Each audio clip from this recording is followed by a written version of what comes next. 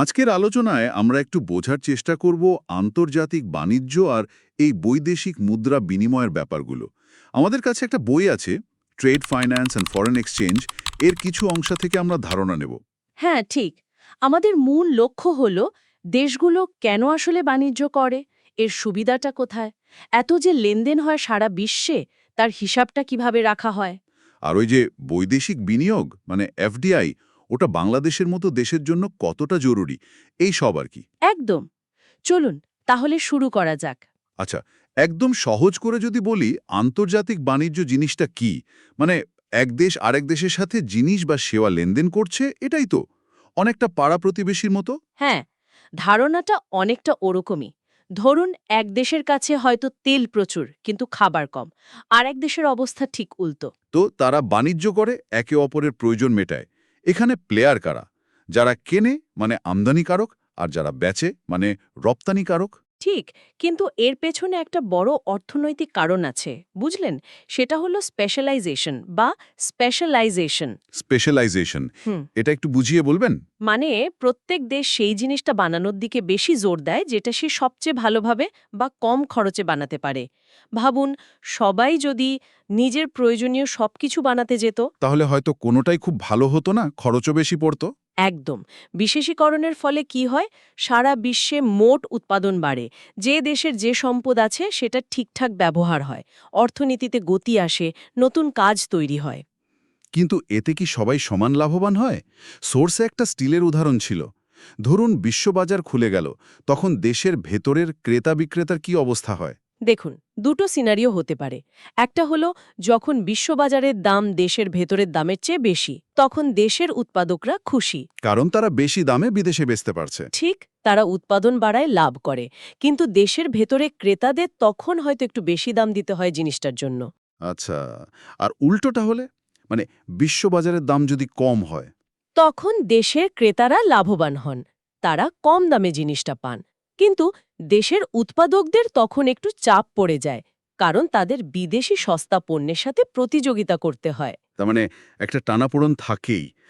কিন্তু সোর্স বলছে, মোটের উপর দেখলে বাণিজ্য বাড়লে দেশের সামগ্রিক অর্থনৈতিক কল্যাণ বাড়ে। এটা কি সবসময় সত্যি? হ্যাঁ, থিওরিটিক্যালি এবং বেশিরভাগ ক্ষেত্রে বাস্তবেও দেখা যায় যে বাণিজ্যের সামগ্রিক লাভটা ক্ষতির চেয়ে বেশি হয়। হয়তো লাভের ভাগটা সবার মধ্যে সমানভাবে যায় না, কিন্তু দেশের অর্থনীতিটা বড় হয়। তবে এই ধারণাটা কিন্তু সবসময় এমন ছিল না। ঠিক। ইতিহাসে তো অন্যরকম চিন্তাভাবনাও ছিল, যেমন ওই যে মার্কেন্টাইলিজম। হ্যাঁ, বাণিজ্যবাদ। তখন মনে করা হতো যত বেশি রপ্তানি করা যায় আর আমদানি কমানো যায়, ততই দেশের ভাণ্ডারে সোনা, রূপা জমবে আর দেশ শক্তিশালী হবে। মানে অন্যকে ঠকিয়ে নিজে বড় হওয়ার মতো ব্যাপার আর কি। স্মিথ এলেন বলেন মুক্ত বাণিজ্যের কথা। যেখানে যার যেটা বানাতে সুবিধা সে সেটাই বানাবে, অ্যাবসলিউট অ্যাডভান্টেজ। একদম। আর তারপর ডেভিড রিকার্ডো দিলেন তুলনামূলক সুবিধা বা কম্প্যারেটিভ অ্যাডভান্টেজের তত্ত্ব। এটা আরও ইন্টারেস্টিং। হ্যাঁ, ওই তত্ত্বটা তো দারুণ। মানে একটা দেশ যদি অন্য দেশের চেয়ে সব কিছু বানাতেই কম দক্ষ হয়, তবুও তার বাণিজ্য করে লাভ হতে পারে। তাকে শুধু দেখতে হবে কোন জিনিসটা বানাতে তার অদক্ষতা তুলনামূলকভাবে সবচেয়ে কম, সেটার উপরই ফোকাস করতে হবে। বাহ, এই তত্ত্বটাই তো আজকের গ্লোবালাইজেশন বা বিশ্বায়নের ভিত্তি তৈরি করেছে, তাই না? ডব্লিউটিওর মতো সংস্থাগুলো তো এটাই প্রমোট করার চেষ্টা করে। হ্যাঁ, এই ধারণার উপর ভিত্তি করেই মুক্ত বাণিজ্যের প্রসার ঘটানোর চেষ্টা চলছে। কিন্তু বাস্তবে তো পথটাও তো মসৃণ না। ঠিক, অনেক বাধা বিপত্তিও তো আছে। অমর একুশে বইমেলা ২০২৬ প্রকাশিত হল রাকিব আসরারের রহস্য ও মনস্তাত্ত্বিক উপন্যাস তিলের ছায়া। তিলের ছায়া এমন একটি গল্প যা শেষ করার পরও আপনার মনে রেশ রেখে যাবে অনেকক্ষণ। বইটি পাওয়া যাচ্ছে অমর একুশে বইমেলার অক্ষরবৃত্ত প্রকাশনের স্টলে। এছাড়া অনলাইনে অর্ডার করতে ভিজিট করুন rakibasrar.vercel.app অথবা রকমারি.com। সবচেয়ে কমন হল ট্যারিফ বা আমদানি শুল্ক, মানে বিদেশি মালের উপর ট্যাক্স বসানো যাতে সেটার দাম বেড়ে যায়। আর আছে কোটা, মানে একটা নির্দিষ্ট পরিমাণের বেশি আমদানি করা যাবে না। ঠিক, এছাড়া আরও অনেক নন ট্যারিফ বাধা আছে, যেমন খুব কড়া কোয়ালিটির শর্ত দেওয়া, জটিল লাইসেন্সিং পদ্ধতি বা নিজের দেশের শিল্পকে ভর্তুকি দিয়ে সুবিধা দেওয়া। এগুলো কিন্তু বাণিজ্যকে কঠিন করে তোলে। এবার একটু বাংলাদেশের দিকে ফোকাস করি।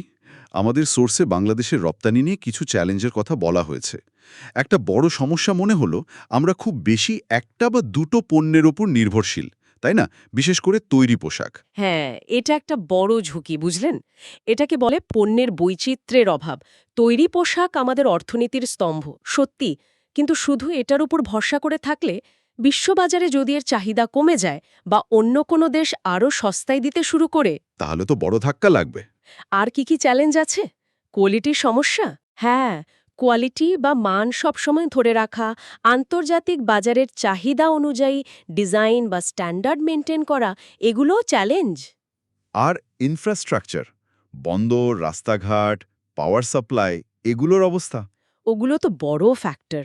ধরুন চট্টগ্রাম বন্দরে জট বা পরিবহন ব্যবস্থা ভালো না হলে বা বিদ্যুতের অভাব থাকলে রপ্তানির খরচও বাড়ে, সময়ও বেশি লাগে। ফলে আমরা প্রতিযোগিতায় পিছিয়ে পড়ি। আরেকটা পয়েন্ট সোর্সে ছিল ভ্যালু এডিশন বা মূল্য সংযোজন কম হওয়া। মানে আমরা হয়তো সুতা বা কাপড় রপ্তানি করছি, কিন্তু সেই কাপড় দিয়ে দামি পোশাক বানিয়ে বেচলে লাভ বেশি হতো। একদম। আমরা অনেক সময় কাঁচামাল বা খুব বেসিক জিনিস রপ্তানি করি। ফিনিশড গুডস বা চূড়ান্ত পণ্য তৈরির দিকে মনোযোগ আরও বাড়াতে হবে। এতে একই পরিমাণ রপ্তানি করে অনেক বেশি বৈদেশিক মুদ্রা আয় করা সম্ভব। এই যে এত চ্যালেঞ্জ, এগুলো থেকে বের হওয়ার উপায় কি? সোর্সে কি সমাধানেরও কথা বলা আছে? সবচেয়ে গুরুত্বপূর্ণ হল রপ্তানি পণ্যের বৈচিত্র্য আনা। পোশাকের বাইরেও আইটি, ফার্মাসিউটিক্যালস, চামড়া, পাট, অ্যাগ্রো প্রসেসিং, লাইট ইঞ্জিনিয়ারিং এসব খাতে প্রচুর সম্ভাবনা আছে। আর কোয়ালিটি? কোয়ালিটির দিকে নজর দিতে হবে, আন্তর্জাতিক মানের সার্টিফিকেশন নিতে হবে, আর অবকাঠামোতে তো বড় ধরনের বিনিয়োগ দরকার। বন্দর আধুনিক করা, রাস্তাঘাট ভালো করা, নিরবচ্ছিন্ন বিদ্যুৎ সরবরাহ নিশ্চিত করা। বাণিজ্য বাধাগুলো কমানোর জন্য কি করা যেতে পারে?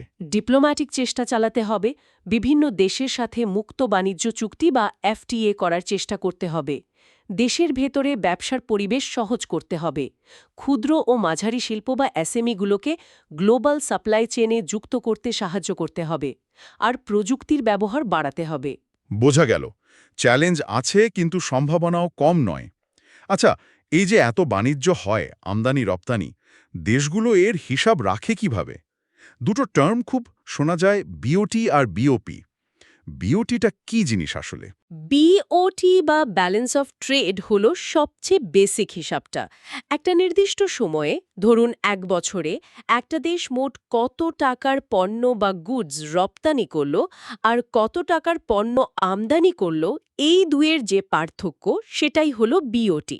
এখানে শুধু পণ্য, সেবা বাদ? হ্যাঁ, বিওটিতে শুধু দৃশ্যমান পণ্য ভিজিবল গুডস ধরা হয়। সেবা, যেমন ধরুন ট্যুরিজম বা আইটি সার্ভিস, ওগুলো এখানে আসে না। আচ্ছা, যদি রপ্তানি বেশি হয় তাহলে উদ্বৃত্ত বা সারপ্লাস, আমদানি বেশি হলে ঘাটতি বা ডেফিসিট। সারপ্লাস থাকা মানেই কি অর্থনীতি খুব ভালো চলছে? সাধারণভাবে পজিটিভ বিওটি বা উদ্বৃত্তকে ভালো চোখে দেখা হয়, কারণ দেশে ফরেন কারেন্সি আসছে, রিজার্ভ বাড়ছে, এটা হয়তো কর্মসংস্থানও বাড়াতে সাহায্য করে। আর নেগেটিভ বিওটি বা ঘাটতি মানে হল দেশকে হয়তো বাইরে থেকে ধার করতে হচ্ছে বা আগের জমানো রিজার্ভ খরচ করতে হচ্ছে এই ঘাটতি পোষানোর জন্য। কিন্তু বিওটি কিন্তু ছবির একটা অংশ মাত্র, পুরো চিত্রটা দেয় না। কেন? এর চেয়েও কি বড় কোনো হিসাব আছে? হ্যাঁ, সেটাই হলো বিওপি বা ব্যালেন্স অফ পেমেন্টস। বিওপি হলো একটা দেশের সাথে বাকি পুরো বিশ্বের সমস্ত রকমের আর্থিক লেনদেনের একটা কমপ্লিট রেকর্ড, একটা নির্দিষ্ট সময়ের মধ্যে। সমস্ত রকম মানে বিওটির পণ্য ছাড়াও আর কি আসে এখানে? অনেক কিছু। পণ্যের বাণিজ্যের যা বিওটিতে আছে, সাথে যোগ হয় সেবা খাতের বাণিজ্য। যেমন আমরা বিদেশিদের যে আইটি সেবা দিই বা বিদেশ থেকে যে শিপিং সেবা নিই, বিদেশে কাজ করা নাগরিকদের পাঠানো রেমিটেন্স, বিদেশি বিনিয়োগ থেকে আমাদের আয় বা বিদেশিদের আমাদের দেশে বিনিয়োগ থেকে আয়, বিদেশি সাহায্য, ঋণ নেওয়া বা দেওয়া, এমনকি শেয়ার বাজারে বিদেশি বিনিয়োগের আসা যাওয়া সব। বাপরে, এত বিশাল ব্যাপার! এই বিওপিকে কি আবার ভাগ করা হয় কারেন্ট অ্যাকাউন্ট, ক্যাপিটাল অ্যাকাউন্ট এরকম কিছু? ঠিক বলেছেন। বিওপিকে মূলত দুটো বড় ভাগে ভাগ করা হয়। একটা হলো চলতি হিসাব বা কারেন্ট অ্যাকাউন্ট, আরেকটা হলো মূলধনী ও আর্থিক হিসাব বা capital and financial account. Current অ্যাকাউন্টে কি থাকে? কারেন্ট অ্যাকাউন্টে থাকে মূলত রেগুলার লেনদেনগুলো, যেমন পণ্য আর সেবার আমদানি রপ্তানি, মানে বিওটি এবং সার্ভিস ট্রেড দুটোই। তারপর ধরুন রেমিটেন্স, বিদেশে বিনিয়োগ থেকে সুদ বা লাভ আসা বা এখান থেকে বাইরে যাওয়া, এই ধরনের আয় সংক্রান্ত লেনদেন। এটাকে দেশের রেগুলার আয় ব্যয়ের হিসাবের মতো ভাবতে পারেন। আর ক্যাপিটাল অ্যাকাউন্ট? ক্যাপিটাল ও ফিনান্সিয়াল অ্যাকাউন্টে থাকে মূলত অ্যাসেট বা মূলধন সংক্রান্ত লেনদেন, যেমন ধরুন ফরেন ডিরেক্ট ইনভেস্টমেন্ট, এফডিআই আসা বা বাইরে যাওয়া, শেয়ার বাজারে বিদেশি বিনিয়োগ, পোর্টফোলিও ইনভেস্টমেন্ট, সরকার বা বেসরকারি খাতের বিদেশি ঋণ নেওয়া বা শোধ করা, দেশের কেন্দ্রীয় ব্যাংকের বৈদেশিক মুদ্রার রিজার্ভ বাড়া বা কমা, এইসব। বিওপি হল দেশের অর্থনীতির একটা টোটাল হেলথ রিপোর্ট আন্তর্জাতিক লেনদেনের নিরিখে। দারুণ ইন্টারেস্টিং তো। তার মানে এমন হতেই পারে যে একটা দেশের বিওটি পজিটিভ, মানে পণ্য রপ্তানি বেশি করছে, কিন্তু ওভারঅল বিওপি নেগেটিভ। এটা কিভাবে হয়? অবশ্যই হতে পারে। ধরুন বাংলাদেশ পণ্য রপ্তানি করে $100 আয় করল আর পণ্য আমদানি করল $80, তাহলে বিওটি হল +$20। উদ্বৃত্ত। হুম। কিন্তু দেখা গেল ওই বছরে বাংলাদেশকে পুরনো বিদেশি লোনের কিস্তি দিতে হলো $30 আর দেশের মানুষ বিদেশ থেকে রেমিটেন্স পাঠালো মাত্র $5। তাহলে কারেন্ট অ্যাকাউন্টের অন্য খাতে হয়তো ঘাটতি হয়ে গেল। অথবা ধরুন ওই বছর কোনো বড় বিদেশি বিনিয়োগ এফটিআই এলো না, উল্টে দেশ থেকে টাকা বাইরে চলে গেল, তখন ক্যাপিটাল অ্যাকাউন্টে ঘাটতি হবে। সব মিলিয়ে দেখা যেতে পারে বিওপি নেগেটিভ হয়ে গেছে, যদিও বিওটি পজিটিভ ছিল। পরিষ্কার হলো ব্যাপারটা। তাই শুধু বিওটি দেখে লাফানো বা মুষড়ে পড়ার কিছু নেই। বিওপিটাই আসল চিত্র দেয়। সোর্সে বাংলাদেশের বিওটি নাকি ইদানিং একটু চাপের মুখে। হ্যাঁ, কিছুটা নিম্নমুখী প্রবণতার কথা বলা হয়েছে। এর কারণ হতে পারে রিপোর্টিং হয়তো আগের চেয়ে ভালো হচ্ছে, তাই সব আমদানি ঠিকমতো হিসাবে আসছে, অথবা বিশ্ববাজারে চাহিদা কমছে, বা আমাদের প্রতিযোগিতা বাড়ছে। এটা মোকাবেলা করার জন্য তাহলে ওই আগের কথাই আসছে, নতুন রপ্তানি খাত, পণ্যের বৈচিত্র্য, প্রযুক্তির ব্যবহার, ভালো বাণিজ্য নীতি, এইসব। একদম। একটা সুস্থ ভারসাম্য দরকার আমদানি রপ্তানির মধ্যে, যেটা দেশের অর্থনীতিকে দীর্ঘমেয়াদে শক্তিশালী করবে। আন্তর্জাতিক বাণিজ্যে আরেকটা খুব জরুরি জিনিস হলো টাকা পয়সার লেনদেন, মানে এক দেশের মুদ্রা আরেক দেশের মুদ্রায় বদলানো। কারেন্সি কনভার্টিবিলিটি বা মুদ্রার রূপান্তর যোগ্যতা, এই ব্যাপারটা কি? সহজ কথায়, আপনার দেশের টাকাকে, যেমন বাংলাদেশি টাকা, আপনি কতটা সহজে ডলার, ইউরো বা অন্য কোনো বিদেশি মুদ্রায় বদলাতে পারছেন, এবং বিদেশিরা তাদের মুদ্রা এনে কতটা সহজে টাকায় বদলাতে পারছে, এটাই হলো মুদ্রার রূপান্তর যোগ্যতা। এটা জরুরি কেন? তার মানে আন্তর্জাতিক বাণিজ্য করতে গেলেই তো এটা লাগবে। আমদানিকারককে ডলারে পেমেন্ট দিতে হবে, রপ্তানিকারক ডলার আয় করে দেশে এনে টাকায় ভাঙাবে, বিদেশি বিনিয়োগকারী ডলার নিয়ে আসবে, আবার লাভ তুলে নিতে চাইলে তাকে তো ডলারেই ফেরত নিতে হবে, পর্যটকরা এসে টাকা খরচা করবে, আবার যাওয়ার সময় বাকি টাকা ডলারে বদলে নেবে। মানে বিশ্ব অর্থনীতির সাথে যুক্ত থাকতে গেলে এটা খুব দরকারি। তার মানে কনভার্টিবিলিটি যত সহজ, বাণিজ্য বিনিয়োগ তত সুবিধা। কিন্তু এটা কি চাইলেই করে ফেলা যায়? কোনো রিস্ক নেই? না, চাইলেই হুট করে ফুল কনভার্টেবল করে দেওয়া যায় না। এর জন্য কিছু শর্ত পূরণ করতে হয়। দেশের ভেতরের অর্থনীতিকে যথেষ্ট স্থিতিশীল হতে হয়, মানে মুদ্রাস্ফীতি নিয়ন্ত্রণে, বাজেট ঘাটতি সহনীয় পর্যায়ে মুদ্রানীতি ঠিকঠাক থাকতে হয়। আর দেশের যথেষ্ট পরিমাণে বৈদেশিক মুদ্রার রিজার্ভ থাকতে হয়, যাতে বাজারে যখন ডলারের চাহিদা বাড়বে সেন্ট্রাল ব্যাংক সেটা যোগান দিতে পারে। বিনিময় হারটাকেও মোটামুটি স্থিতিশীল রাখতে হয়, আর দেশের বাণিজ্য আর বিনিয়োগ নীতি যথেষ্ট উদার হতে হয়। এগুলো না থাকলে হুট করে কনভার্টিবল করলে মুদ্রার মানে ধস নামতে পারে, অর্থনীতিতে বড় ঝাঁকুনি লাগতে পারে। আর যদি কনভার্টিবিলিটি খুব কম থাকে বা নিয়ন্ত্রিত থাকে? তাহলে বিদেশি বিনিয়োগকারীরা আসতে ভয় পান, কারণ তারা টাকা ফেরত নেওয়া নিয়ে চিন্তায় থাকেন। বাণিজ্যের খরচ বাড়ে, কালো বাজার তৈরি হতে পারে ডলারের। তাই ধীরে ধীরে ভেবেচিন্তে রূপান্তর যোগ্যতার দিকে যাওয়াই ভালো। আচ্ছা, এবার আসি এফডিআই বা ফরেন ডাইরেক্ট ইনভেস্টমেন্টের কথায়। এটা কি জিনিস? এফটিআই বা প্রত্যক্ষ বিদেশি বিনিয়োগ হল যখন বাইরের কোনো কোম্পানি বা ব্যক্তি অন্য কোনো দেশে সরাসরি একটা ব্যবসা শুরু করে বা চালায় বা কোনো চালু ব্যবসার অংশ কিনে নেয় সেটার উপর নিয়ন্ত্রণ বা প্রভাব বিস্তারের জন্য। মানে শুধু শেয়ার কিনে লাভ করার জন্য অল্প দিনের বিনিয়োগ নয়, এটা হলো দীর্ঘমেয়াদী কমিটমেন্ট। যেমন ধরুন, একটা বিদেশি কোম্পানি বাংলাদেশে একটা নতুন ফ্যাক্টরি বানালো। এটা কি দেশের জন্য ভালো? এর গুরুত্বটা কোথায়? খুবই গুরুত্বপূর্ণ। এফডিআই এলে শুধু বিদেশি টাকাই আসে না, সেটার সাথে আসে নতুন প্রযুক্তি, ম্যানেজমেন্টের দক্ষতা, নতুন কাজের সুযোগ তৈরি হয়। অনেক সময় এফডিআই আসে রপ্তানিমুখী শিল্পের জন্য। তাতে রপ্তানি আয়ও বাড়ে, দেশের জিডিপি বাড়ে। এটাকে অর্থনীতির গ্রোথ ইঞ্জিন বলা হয় অনেক সময়। বাংলাদেশকে এফডিআই আকর্ষণে আরও কি করা উচিত বলে সোর্সে মনে করা হয়েছে? বেশ কিছু উপায়ের কথা বলা হয়েছে। প্রথমত, ইনফ্রাস্ট্রাকচার ভালো করতে হবে। বিদ্যুৎ, গ্যাস, বন্দর, রাস্তা, ইন্টারনেট কানেক্টিভিটি। দ্বিতীয়ত, পলিসি সাপোর্ট দিতে হবে, যেমন ট্যাক্সে ছাড় দেওয়া, সহজে ব্যবসার অনুমোদন দেওয়া, লাল ফিতার দূরত্ব কমানো। মানে ইজ অফ ডুইং বিজনেস বাড়াতে হবে। একদম। তৃতীয়ত, কিছু সম্ভাবনাময় খাতকে টার্গেট করে সেখানে বিনিয়োগ টানার চেষ্টা করা যেতে পারে, যেমন আইটি, ফার্মাসিউটিক্যালস, ইলেকট্রনিক্স, নবায়নযোগ্য জ্বালানি। চতুর্থত, স্পেশাল ইকোনমিক জোন বা SEZগুলোকে আরও কার্যকর করতে হবে, যেখানে বিনিয়োগকারীদের জন্য সব সুবিধা এক জায়গায় পাওয়া যায়। আর মানুষ সম্পদ? দক্ষ লোকবল তৈরি করাটাও খুব জরুরি।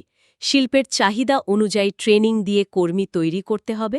আর অবশ্যই রাজনৈতিক ও অর্থনৈতিক স্থিতিশীলতা দরকার। আইন কানুনের স্বচ্ছতা ও প্রয়োগ দরকার। এগুলো না থাকলে বিনিয়োগকারীরা ভরসা পান না। আর ব্যাংকগুলো, তাদের ভূমিকা কি এই পুরো খেলায়? দারুণ। ব্যাংকগুলোর ভূমিকা তো অপরিহার্য। তারাই তো আমদানিকারকের পক্ষ হয়ে এলসি খোলে, রপ্তানিকারকের পেমেন্ট আনে দেয়। তারাই আমদানি রপ্তানির জন্য লোন দেয়। আবার এই যে ডলার কেনা বেচা, মানে ফরেন এক্সচেঞ্জ সার্ভিস, সেটাও তো ব্যাংকই দেয়। মুদ্রা ঝুঁকি কমাতেও সাহায্য করে। দারুণ। তাহলে আজকের আলোচনা থেকে আমরা আন্তর্জাতিক বাণিজ্যের একেবারে বেসিক ধারণা থেকে শুরু করে কেন এটা গুরুত্বপূর্ণ, এর লাভ ক্ষতি, বাংলাদেশের চ্যালেঞ্জ আর সম্ভাবনা, কিভাবে এর হিসাব রাখা হয়, বিওটি, বিওপি, টাকার লেনদেনের ব্যাপার, কনভার্টেবিলিটি আর এফডিআই এর গুরুত্ব, এই সব বিষয়ে একটা বেশ পরিষ্কার ছবি পেলাম। Trade finance and foreign exchange বইয়ের অংশগুলো সত্যি খুব কাজের ছিল। হ্যাঁ, আলোচনাটা বেশ গভীর হলো। শেষ করার আগে একটা প্রশ্ন রেখে যাই শ্রোতাদের ভাবনার জন্য। আমরা তো দেখলাম বাংলাদেশের জন্য রপ্তানি পণ্যে বৈচিত্র্য আনা আর ভ্যালু অ্যাডিশন করাটা খুব জরুরি। এখন যদি চিন্তা করি, এমন একটা সিঙ্গেল পলিসি ডিসিশন বা একটা বড় বিনিয়োগ যেটা আগামী 10 বছরে বাংলাদেশের আন্তর্জাতিক বাণিজ্য অবস্থানে সবচেয়ে বড় পজিটিভ ইম্প্যাক্ট ফেলতে পারে, সেটা কি হতে পারে? ইন্টারেস্টিং প্রশ্ন। সেটা কি হতে পারে? লজিস্টিক্স, মানে বন্দর বা পরিবহন ব্যবস্থায় একটা বৈপ্লবিক পরিবর্তন, নাকি এফডিআই এর নিয়মকানুনকে একদম ঢেলে সাজানো, অথবা হতে পারে হাইটেক কোনো সেক্টর যেমন বায়োটেক বা অ্যাডভান্সড ফার্মাসিউটিক্যালস, সেটার উপর সবকিছু বাজি ধরা। এটা নিয়ে হয়তো আমরা সবাই আরও ভাবতে পারি।